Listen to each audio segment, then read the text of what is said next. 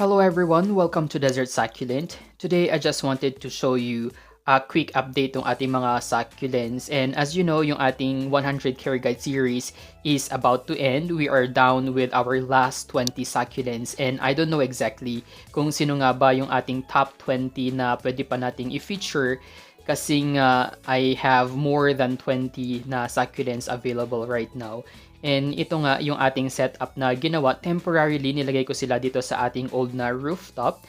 And you would notice na dito nga sa pinaka-side or pinaka-ilalim, yung pinagpatungan ko lang is yung forma ng poste na ginamit natin before kasi we cannot really set up pa or magpagawa ng kanilang permanent na lalagyan. So, ganito na nga yung kanilang update.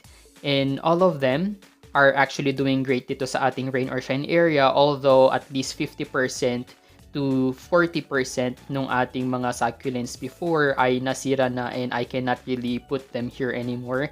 We need to, kumbaga, i-rehab sila before we can finally appreciate them again. We have featured this one before. Ito yung ating blue surprise, and the last time I created a vlog asking if alam nyo ba yung ID nito, and I have found out na this one pala is the same as with that one. So, blue surprise pala yung dalawang iyon. And to start off, we have itong ating Chinese Jade. Hindi pa natin ito na-feature before. Medyo maliit pa lang siya, but this one is already a clump of parang 3 to 5. May mga babies na rin siya sa pinakababa. And dito nga rin is we have our walking Kalanchoe. Isa ito sa mga succulents na I really wanted to feature kasi it has a very unique way of propagation. And we also have our Sidiveria jet beads. May nag-request na nito before. Unfortunately, hindi ko pa siya mabigyan ng care guide kasi nga hindi pa siya ganun kalagong tignan. But in any case that you wanted this to be featured, just let me know. You can just simply comment it down below kung gusto niyo nga ba siyang mapasama sa ating top na 100. And here in front is we have the Polaroid Anna. It's also a beautiful looking succulent and it will be giving you this reddish na leaf margins, and with the right amount of sun exposure, yung buong leaves niya would definitely or entirely turn into that red na color. So yung mga white na yan are just some powder from the cement.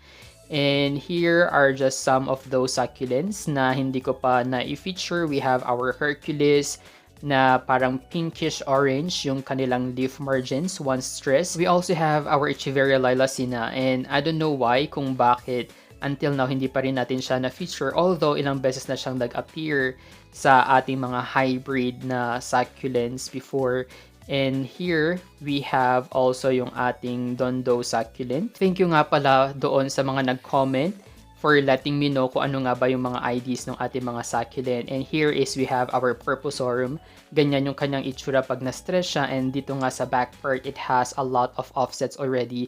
And hindi magkamuka yung offset at saka yung ating mother na plant. We also have yung ating Black Knight na kamukha ng ating Black Prince. But definitely, they are totally different in terms of their color and the shape nung kanilang mga pinaka-leaves. Siyempre, meron din tayong common succulent here na yung ating Chinese Cabbage is one of those succulents na very nice yung formation ng kanyang pinaka-rosette, including our Amabile. Ganyan yung kanyang itsura. Very similar siya sa ating Apus na succulent, but magkaiba talaga sila in terms of their color. We have our Purple Delight na medyo nag-fade away na yung kanyang color. That's why I tried to put it in full sun once again. Yung iba nating mga succulents were already featured before sa ating care guides. And yes, we have also yung ating mga champagne succulents. I even have yung ating pink champagne. This is an imported succulent and it's nice na they are thriving well dito nga sa ating location, including our Elegans Alba. Very similar yung kanyang shape and the color of its leaves with our Elegans na typical. Pero it's kinda different if we're gonna be having a side-by-side comparison.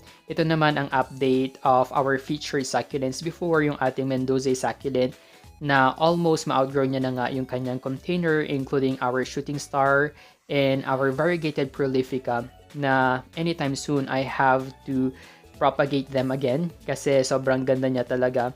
And we also have yung ating Tiger Jaws that is about to bloom. And here we have our Tuxpan na succulent. It has a lot of offsets already sa kanyang pinaka-baba, and it's one of those succulents that I'm trying to keep on propagating. And here are just some random update nung ating mga na-featured before. And ito nga pala yung ating leopard na succulent. Kahawig niya yung ating tiger, except that this one, the color ng kanyang leaves would be greenish and yellowish. And you would also see na yung print niya sa kanyang leaves would be purplish in color. Something that is very unique. And in this area, we have our flapjack. Isa ito sa mga succulents na na-propagate ko. Unfortunately, yung kanyang pinaka-mother na succulent, na ibenta na natin siya last year, and that is something na I regret selling. We have our Nodulosa. It's a rare and a Korean succulent, but this is a locally propagated one, and maganda naman siyang tignan. Sa likod niya, we have our Tuxpan na succulent. You would see na hindi lang siya basta yellow or green. It will be giving you this orange na color pag na fully stretched siya. Bagay sila as ground covers pag napadami. And what else? We have our tricolor. Ayan siya. It's in full bloom already, but we have featured this one already before. This is another Amabile na succulent na naipakita natin kanina. It's the same succulent. I also have this succulent na matagal ko nang gustong i-feature. Unfortunately, I don't know its real ID. Sa bandang likod, we have our Zaragoza succulent na very compact yung kanyang rosette, lalo na pag naalagaan. It's one of those na I'm trying to propagate more. And this one is how a choco bronze would look like. Ibang-iba yung kanyang itsura. Sa ating choco moonstone, yung kanyang leaves would be reddish with some variegations of grayish-green na color. Our cupid na hindi pa siya masyadong na-stress, that's why ganyan pa lang yung kanyang color. We also have our dugong. This one is a small size. We even have yung ating mga big sizes doon sa baba.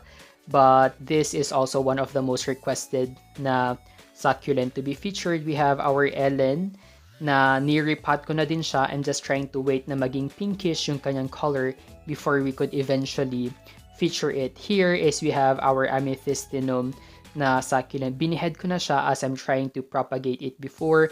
And this one is not our Chroma, but this one is our Melaco succulent. So commonly confused yung dalawang yon, but this one is Melaco. In front, we have our variegated na cotton panda. It's also very nice. Ganito yung kanyang itsura pag hindi siya variegated. And this would how it look like pag variegated naman siya. We also have yung ating Cape Blanco na very perfect as ground covers pag napadami. So far, ito na lang yung ating mga succulents na natira or kahit papaano masasabi nating healthy and hindi sila nasira while we were trying to renovate yung ating rooftop. Probably siguro next time I will be showing to you naman yung ating mga succulents na nasira and still recovering from the damage na nangyari sa kanila before. So now let's try to go down. As we go down, syempre we have our hanging succulents, and I guess itong ating ruby's necklace is one of those na hindi pa natin na-feature, and it's about time for us to feature this one kasi we were now able to achieve yung kanyang sunstress na color, which is gonna be parang ganitong purplish na color. Dito naman sa baba, basta nakalagay sila dito sa ating blue tray, ito yung mga succulents na hindi ko pinapaulanan. Pinapasok ko sila sa loob ng bahay pag umuulan.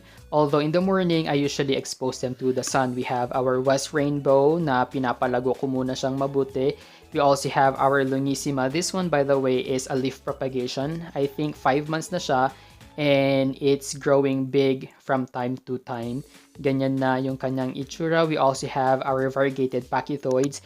And sa ngayon, we can finally see and appreciate yung kanyang pinkish na variegation. Before kasi nung nakuha natin siya, para lang siyang greenish, white in color. But right now, we can finally see those variegations. So we have yung ating mga oviferum na moonstone. This one is a beheaded one. And ito na nga yung pinagbeheadan natin sa kanya before. If you can remember, isa ito sa mga succulents na talagang na sunburn. Look at those black na nakalagay sa kanyang leaves. Those are the sunburn, but right now, it's fully recovering. We also have this kind of Greenovia. I'm not really sure with the correct idea of this, hoping na maging pink siya if na fully stressed. Our Bluebird as well, mas malaki pa sana ito if we were not able to propagate yung kanya mga leaves before. Pero nasayang lang doon kasi na-wash out silang lahat. We have our Darth Vader. It's also a unique looking succulent. Look at how it looks like. Parang topsy-turvy yung kanyang shape but in the color of purple. And finally, our Lawi. Ito na yung kanyang pinaka-update. Before, this is color blue. But right now, na-stress natin siyang mabuti and it's turning pink. As compared before, we have our Subcorymbosa. It's one of my favorite na succulent. Look at the details sa kanyang pinaka-leaves. Para siyang diamond na shinape. I don't know how do you call that. Para siyang tinapyasan. Ganon yung kanyang pattern. We have our Orion na succulent. It's also heavily coated with a farina. Kaya ayaw ko siyang nauulanan. And dito nga sa likod, we have my one and only Greenovia Pandora. Ito na lang yung nag-iisang survivor doon sa ating Greenovia Pandora. I hope na mapadami natin talaga siyang mabuti.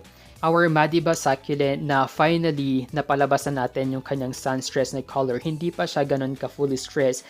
But as compared before or 2 weeks ago, mas colorful na nga yung kanyang itsura. 4 heads ito before or 5 heads siya but I removed one of them as a propagation.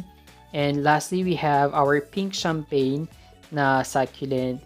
And kung matatandaan nyo ulit, ito yung ating succulent na nabagsakan ng hollow blocks. If you can remember that one, ganyan yung kanyang itsura sa ngayon. It's recovering, but hindi naman talaga siya na completely damaged. Yung mga leaves lang talaga yung nasira before. And here is already an update of our Sedum clavatum. Anytime soon, I will be propagating this one kasi talagang it already outgrown yung kanyang pinaka-pot. And that's all. Madami pa tayong mga succulents na hindi natin naisama dito sa ating video. But I have more such as yung ating mga mahogany rose, Chinese dance cap, yung ating mga haworthias, our string of dolphins, bananas, yung mga yon, and a lot more. But anyway, thank you guys for watching. Don't forget to like and subscribe to our YouTube channel. You may also visit our Facebook page at Desert Succulent PH.